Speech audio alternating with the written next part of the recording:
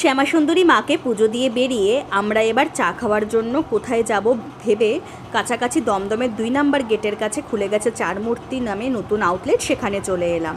এটা হলো প্রিলেদার্স জুতোর শোরুমের ঠিক অপোজিটে, শ্রীলেদার্স নয় প্রিলেদার্স। তো মেনু কার্ডও আমরা চেক করে নিলাম। মেনু কার্ডে অনেক কিছু ছিল মেনুতে, কিন্তু এই আউটলেটটা কিন্তু মোমো স্পেশালিস্ট, তাই আমরা পেরি পেরি মোমোই অর্ডার করেছিলাম। আর কেমন হবে প্রথম অভিজ্ঞতা, এখানে এলাম তো তারপরে দেখলাম গার্নিশটা কিন্তু বেশ ভালোই করেছে, আর মোমোগুলো মুখে দিতেই একদম জুসি মনে হচ্ছিল, আর এতটাই সফট ছিল যে মুখে দেওয়ার সাথে সাথেই একদম টেস্টি ভাবটা ফিল হচ্ছিলো, ইয়াম ইয়াম। ফ্রাইডটাও খুব ভালোভাবে হয়েছিল, যার কারণে জুসি ভাবটা আমাদের মুখে এসে লাগছিল।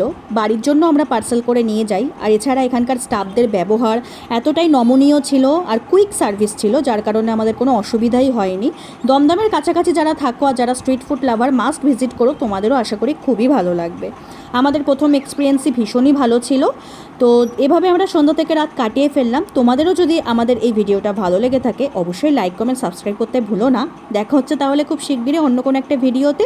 বাই।